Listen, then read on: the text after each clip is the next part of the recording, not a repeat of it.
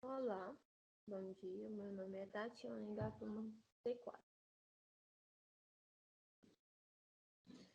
E hoje, eu e meus colegas iremos falar sobre o vírus da tristeza do ciclo.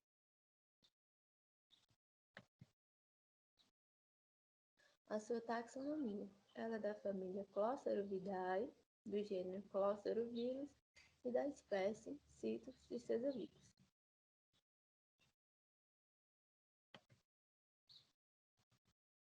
Nota-se que esse vírus da tristeza dos citros é a doença de maior importância econômica da cultura, pois ela causa um declínio rápido em plantas afetadas, levando à morte das plantas ou as tornando improdutivas.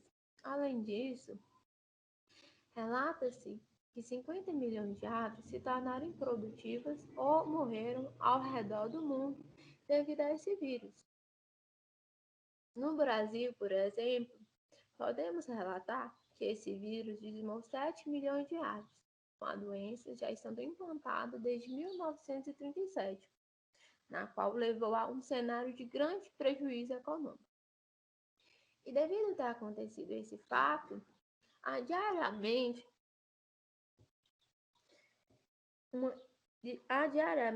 uma dispendiosa operação de monitoramento de pomares por amostragem, o que demanda uma atenção intensa. Essa doença é causada pelo citrus tristeza vírus, que é do gênero Clostridovírus, como já tinha dito antes, e ela é de difícil caracterização a respeito dos estudos. No entanto, isso ocorre devido à sua alta complexidade, pois esse vírus é limitado ao floema, o que acaba provocando um colapso nesse tecido. Além disso, ela pode ocorrer em baixas concentrações nas plantas cítricas, e ao perceber a complexidade desse vírus, nota-se que a sua purificação se torna difícil, devido a essas partículas virais estarem sujeitas à quebra durante o desenvolvimento.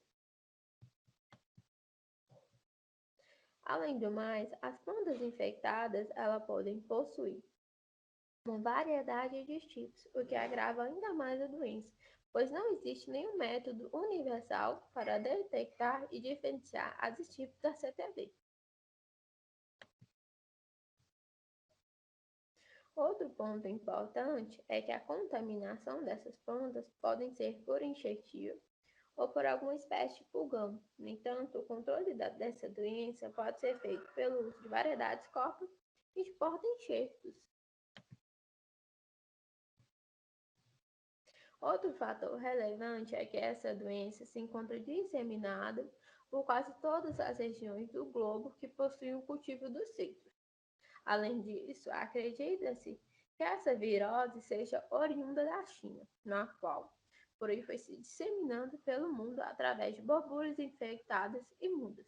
E por ter se expandido por quase o mundo todo, medidas devem ser aplicadas, como modificações técnicas agronômicas, e ações governamentais para conter essa doença. Também podemos citar que tais mudanças de conhecimento levarão ao Brasil a se tornar o maior produtor e exportador de produtos gerados da citricultura. E, embora essa doença já esteja controlada no Brasil e no mundo, ainda é necessário maiores estudos e cuidados para que ela não tome grandes proporções, afetando áreas grandes da citricultura. E devido a isso, notamos que essa doença tem uma grande significância e uma atenção maior no meio da cultura dos citros, pois, além dela causar grandes prejuízos na cultura, ela afeta diretamente na economia do cultivo.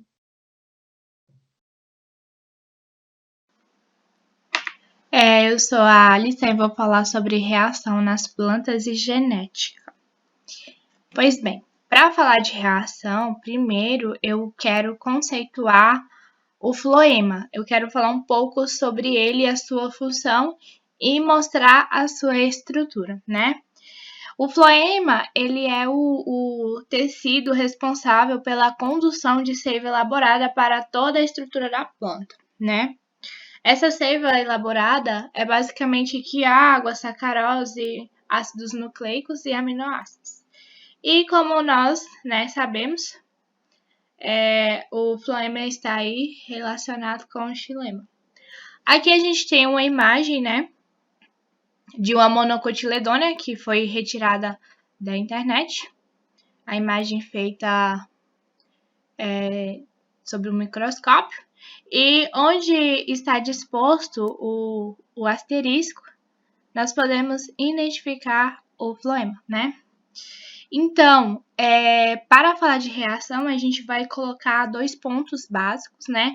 Que é a capacidade da planta multiplicar, o vírus depois da infecção e a tolerância do tecido do floema na presença do vírus. Então, basicamente, a reação do vírus na planta ocorre a partir desses 2 princípios, né? Os tecidos do floema, eles podem ser tolerantes ou intolerantes, ou até mesmo intermediários em relação ao vírus, né? A resistência da planta também é testada, pois o que está em jogo é a CTV nos tecidos. Algumas espécies, depois de severas inoculações, não são capazes de multiplicar, mas são resistentes ao vírus, né?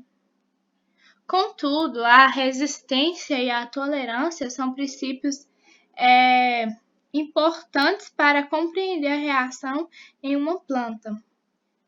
A enxertia, a planta enxertada, que é a mais utilizada aí na comercialização e na plantação de citros, ocorre colapso no tecido, que é intolerante à presença do vírus, ou seja, são plantas aí geneticamente mudadas, plantas de qualidade que têm resistência à tristeza dos citros. Isso ocorre devido à degeneração dos tubos crivados na região onde ocorre a junção da enxertia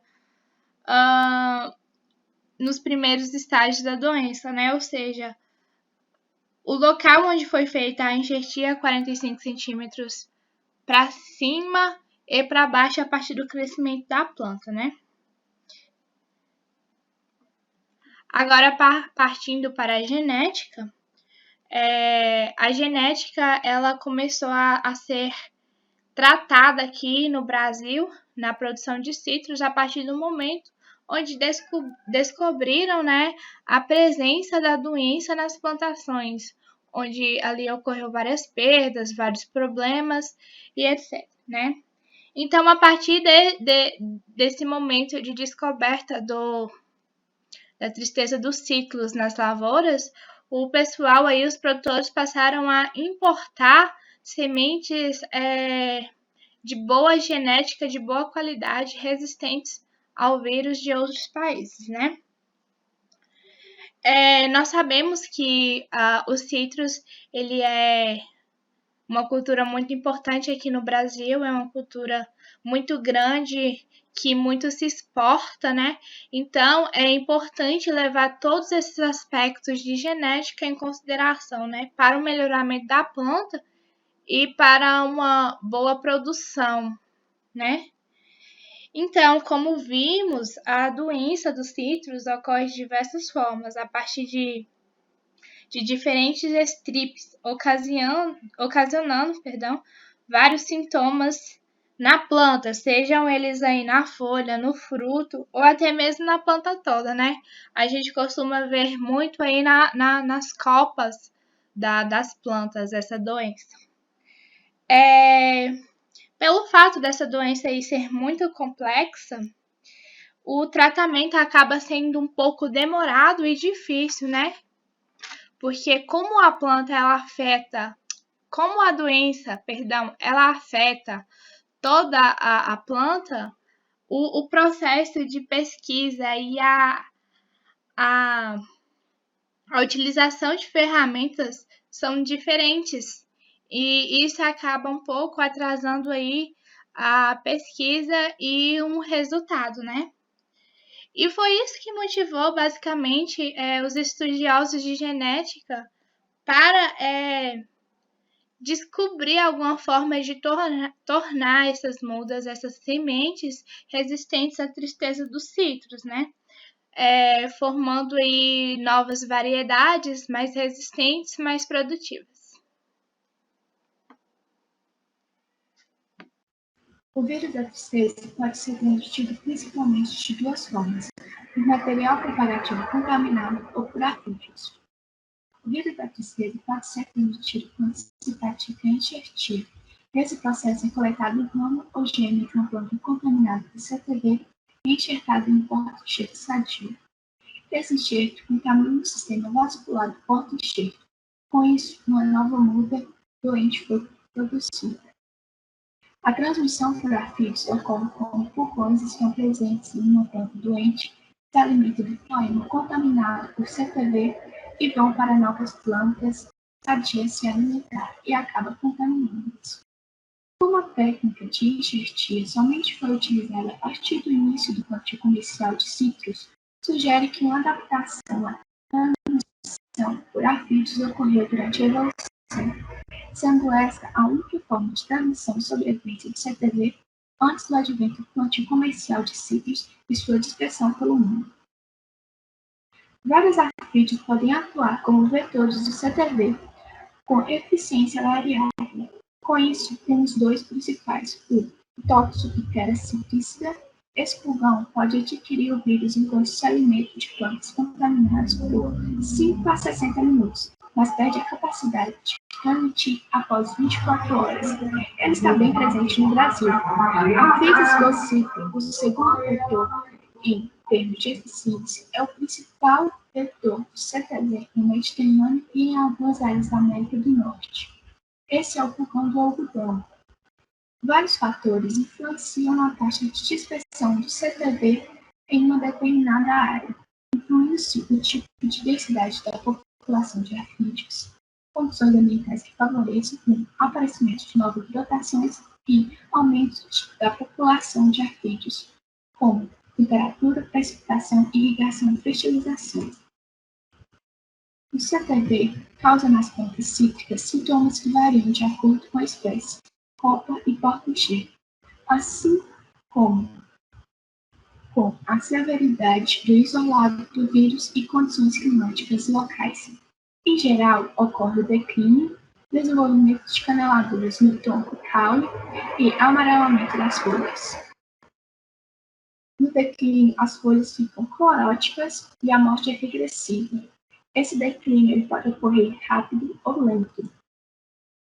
Com a utilização de porta-enxertos tolerantes, como por exemplo limão-cravo, danos consideráveis podem ocorrer com isolados que causam caneladuras, que são depressões que se formam no meio causadas por uma interrupção da atividade meristematica em determinada área do campo e resulta em crescimento radial irregular com depressões nos pontos inativos. Esse sintoma é quase sempre acompanhado de redução do porte da planta, folhas de tamanho reduzido e com clorose, frutos miúdos com obeso espesso, elevada acidez e baixo teor de suco. Todavia, as formas de CTV que causam caneladuras normalmente não levam a planta à morte.